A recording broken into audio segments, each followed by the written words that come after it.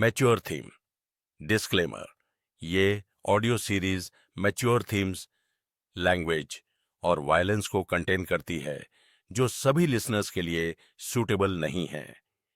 Parental advice necessary है। ये content adult audiences के लिए है और इसमें combat, blood, murder, potentially disturbing scenarios और स्ट्रॉन्ग लैंग्वेज इंक्लूड हो सकती है। अगर आप ऐसी कंटेंट से इजीली ऑफेंडेड या डिस्टर्ब्ड हो जाते हैं तो प्लीज ना सुने। ये ऑडियो सीरीज किसी भी प्लेटफॉर्म कंटेंट को कॉपी नहीं करती है। स्टोरी फैंटेसी बेस्ड है। अगर कोई नाम मैच करता है तो हम इसे एक कोइंसिडेंस कह सकते हैं। यह ऑडियो बुक फन और जॉय पर्पसेस के लिए डिजाइन्ड है। ब्लैक मार्केट के एक विशाल निजी कमरे में एक मध्यम आयु वर्ग का व्यक्ति, जिसका व्यवहार अधिकारपूर्ण था, चुपचाप बैठा था। उसने आराम करते समय अपनी आंखें बंद कर ली थीं। उसके बगल में एक बेहद खूबसूरत महिला बैठी थी। अगर विपिन यहाँ होता तो वह उसे तुरंत पहचान लेता। सुमन, दुष्ट साधक विजय की बेटी, जिससे वह एक बार व्हाइट रॉक सिटी में मिला था। वैदे अब क्षितिज नगर के राजा मेघरथ की नवविवाहित पत्नी थी। उसका कुलीन दर्जा इस बात से स्पष्ट था कि वह अपने पिता को बचाने के लिए 2 मिलियन ओरिजिन कॉइन खर्च करने में सक्षम थी। क्या हमें अभी भी पता नहीं चला है कि राजकुमार से द्वंद्व युद्ध कौन करना चाहता है? सुमन ने थोड़ा सा मुंह बनाते हुए पूछा। 3 दिन पहले ब्लैक मार्केट ने घोषणा की थी कि कोई व्यक्ति राजकुमार को द्वंद्व युद्ध के लिए चुनौती दे रहा है, लेकिन चुनौती देने वाले की पहचान गुप्त रखी गई थी।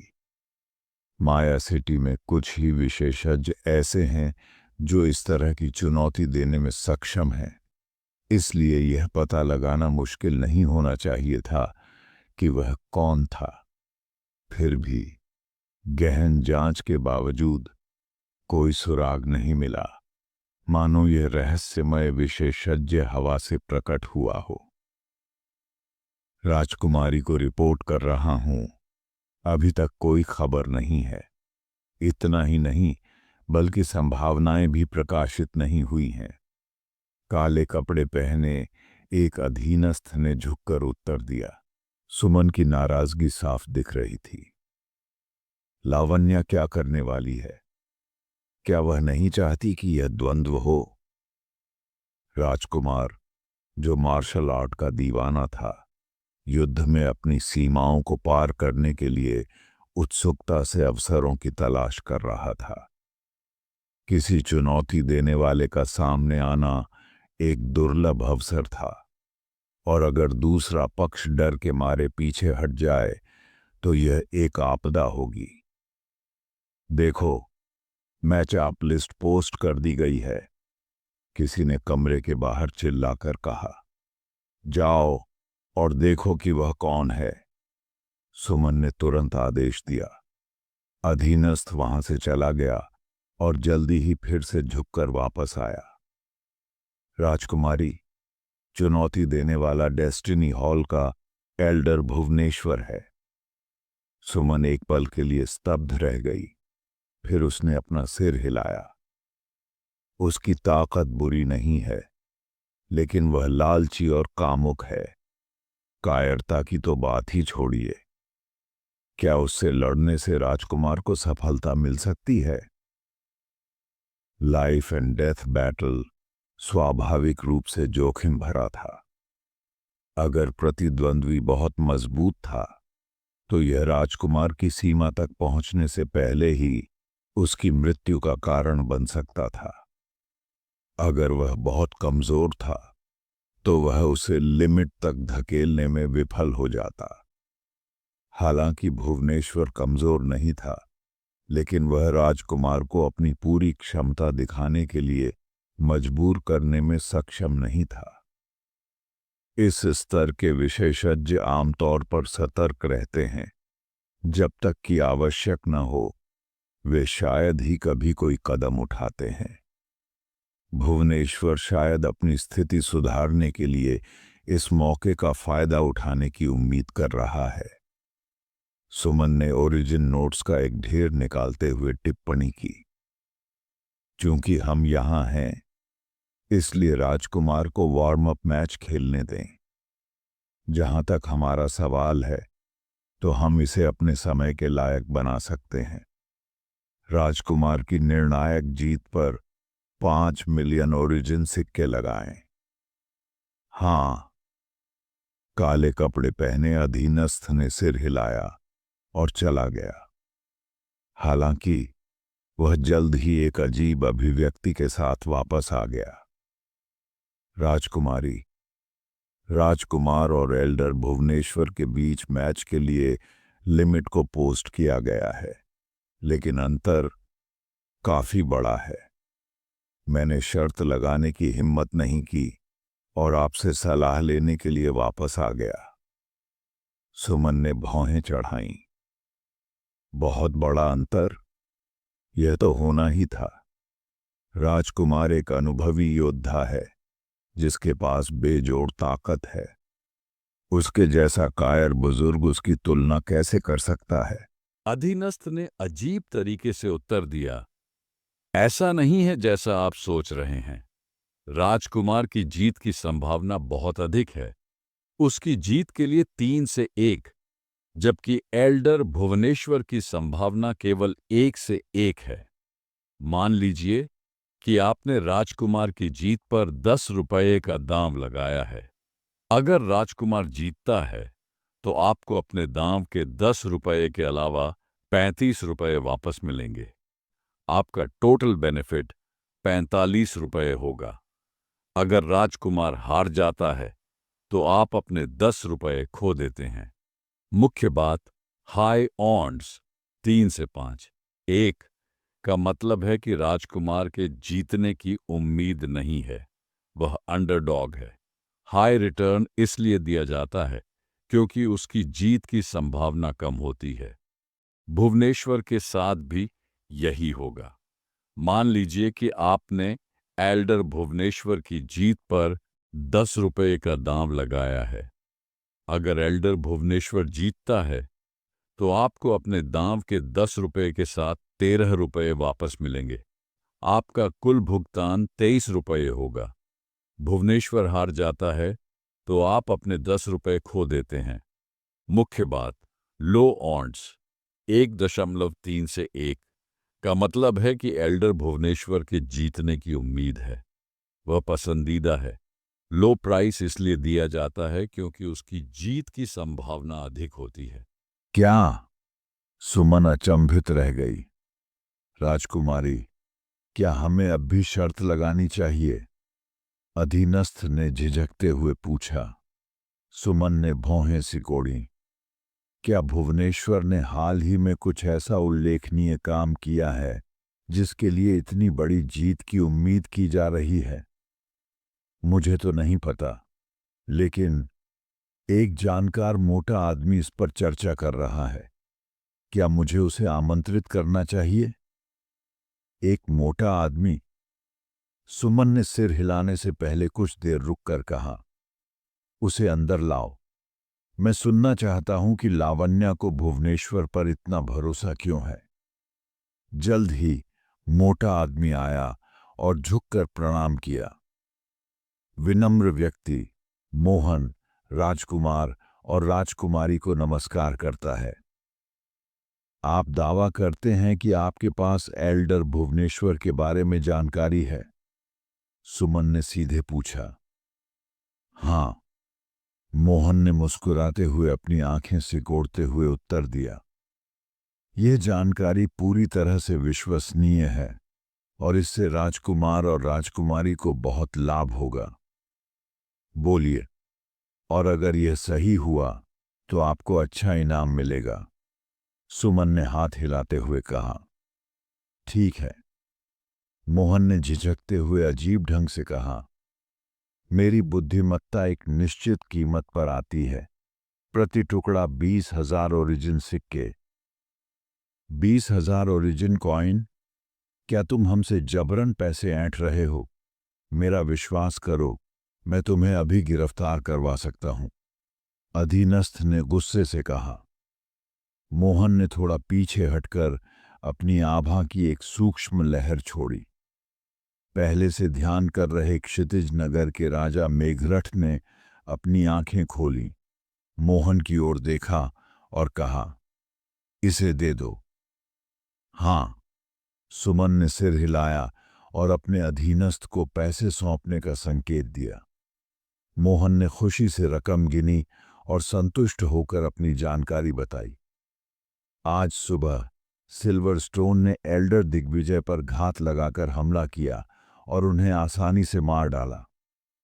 सुमन और मेघरठ दोनों हैरान थे। एल्डर दिग्विजय, उनकी प्रतिष्ठा बहुत अच्छी थी और उन्हें संगठनात्मक समर्थन प्राप्त था, और अब वे मर चुके हैं? अधीनस्थ ने अविश्वास में पूछा। मोहन ने बताया, दिग्विजय की हत्या के बाद सिल्वरस्टोन को एल्डर भुवनेश्वर ने मार डाला। यही कारण है कि ब्लैक मार्केट ने उसके लिए इतनी अनुकूल परिस्थितियां निर्धारित की हैं। दिग्विजय की ताकत मेरी ताकत के बराबर है और उसके नेटवर्क ऑफ थ्रेड के साथ कई कठपुतलियों को नियंत्रित करते हुए मैं भी संघर्ष करूंगा। अगर सिल्वरस्टोन ने उसे मार दिया तो वह अजेय दक्ष रैंक में घुस गया होगा, मेघरठ ने गंभीरता से कहा। और अगर भुवनेश्वर सिल्वरस्टोन को मार सकता है तो क्या वह भी अजेय दक्ष रैंक में पहुंच सकता है? दिग्विजय की ताकत उसकी कठपुतलियों द्वारा बढ़ाई गई बहुत ही भयानक थी।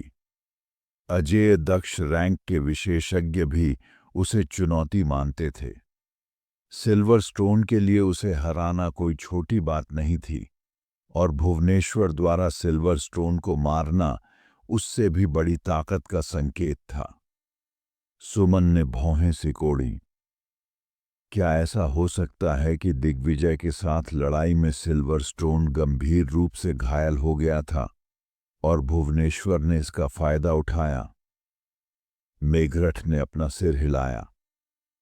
यह संभव है, लेकिन ब्लैक मार्केट बिना सबूत के बाधाओं को समायोजित नहीं करेगा। ऐसा लगता है कि भुवनेश्वर की क्षमताएं उतनी सीधी नहीं हैं जितनी वे दिखती हैं। क्या हमें अब भी द्वंद्व युद्ध जारी रखना चाहिए? सुमन ने पूछा।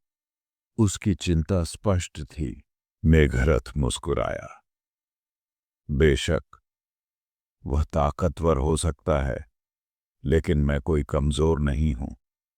इसके अलावा मेरे पास अपने त्रुप के पत्ते हैं। उसे हराना आसान नहीं होगा। जैसे ही वह बोल रहा था, 2 अधेड़ उम्र के आदमी कमरे में दाखिल हुए। उनके अपरिचित चेहरों को देखकर अधीनस्थ के चेहरे पर गुस्सा आ गया। राजकुमार के निजी कक्ष में घुसने की हिम्मत कौन कर सकता है? यह मैं हूं, उनमें से एक व्यक्ति ने कहा, और उसकी शांत आवाज से पूरा कमरा शांत हो गया। मेघरथ के चेहरे पर भाव बदल गए और वह जल्दी से खड़ा हो गया। भाई, बस, आदमी ने बीच में टोकते हुए अपने साथी की ओर इशारा किया। उसे दे दो। हां, दूसरे आदमी ने एक पैकेज सौंपा, जिसे मेघरथ ने खोला तो उसमें एक कवच दिखाई दिया। Cold nether armour. मेघरथ आश्चर्यचकित था। ये आगंतुक कोई और नहीं बल्कि मायावंश के सम्राट मेघ थे। वास्तव में द्वंद्व युद्ध के लिए इसे पहनो, मेघ ने निर्देश दिया। क्या मेरा भाई कुछ ऐसा जानता है जो मैं नहीं जानता? मेघरथ ने हैरान होकर पूछा। कोल्ड नेदर आर्मर मायावंश में सबसे बेशकीमती कवचों में से एक था, और उसके भाई द्वारा इसे उधार देने से पता चलता है कि वह द्वंद्व को बहुत गंभीरता से ले रहा था। भाई, कमरे में मौजूद हर कोई इस उपाधि से हैरान था। क्षितिज नगर के राजा मेघरथ सिर्फ एक ही आदमी को इस नाम से संबोधित कर सकता था। हाँ, मेघ ने मोहन की ओर देखा और फिर उसे जाने का इशारा किया। चर्चा की संवेदनशील प्रकृति को समझते हुए मोहन ने सिर झुकाया और बाहर निकल गया। एक बार जब कमरा खाली हो गया तो मेघ ने खुलासा किया, दिग्विजय और सिल्वरस्टोन ने भुवनेश्वर पर घात लगाकर हमला किया, लेकिन दोनों आसानी से मारे गए। उन्होंने दिग्विजय की 24 कठपुतलियों को भी नष्ट कर दिया, जिनमें से 11 भीम रैंक में थीं। इस रहस्योद्घाटन ने मेघरथ की आंखें चौंक कर चौड़ी हो गईं। दिग्विजय को अकेले संभालना मुश्किल था, सिल्वरस्टोन के साथ जोड़ी बनाना तो दूर की बात थी। फिर भी भुवनेश्वर ने उन दोनों को आसानी से मार डाला था। उसकी ताकत उम्मीदों से कहीं ज्यादा थी। कवच पहनो और भुवनेश्वर का परीक्षण करो। देखो कि क्या वह अघोर चाकू की कोई अनोखी मार्शल तकनीक अपनाता है। मुझे लगता है कि कोई उसका रूप ले रहा है। उसकी निगाहें विचारमग्न थीं। रूप ले रहा है। मेघरथ की आंखें सिकुड़ गईं। भुवनेश्वर की हाल की गतिविधियों की जांच करने के बाद मेघ ने संदिग्ध विसंगतियों का खुलासा किया था। व्हाइट रॉक सिटी में विपिन का अप्रत्याशित रूप से प्रकट होना, उसका अचानक गायब हो जाना और वापस लौटने पर भुवनेश्वर के व्यवहार में अचानक बदलाव, सभी संकेत कुछ असामान्य होने की ओर इशारा कर रहे थे। समझ गया, मेघरथ ने उत्तर दिया। उनकी बातचीत समाप्त होने के बाद कमरे में सन्नाटा छा गया। अधीनस्थ ने सुमन से पूछने से पहले झिझकते हुए कहा, राजकुमारी, क्या हमें अभी भी शर्त लगानी चाहिए? इससे पहले कि वह जवाब दे पाती, मेघ ने बीच में कहा, बेशक। लीजू, मेघरथ के जीतने पर 10 मिलियन का दाम लगाओ। मेघरथ को आश्चर्य हुआ।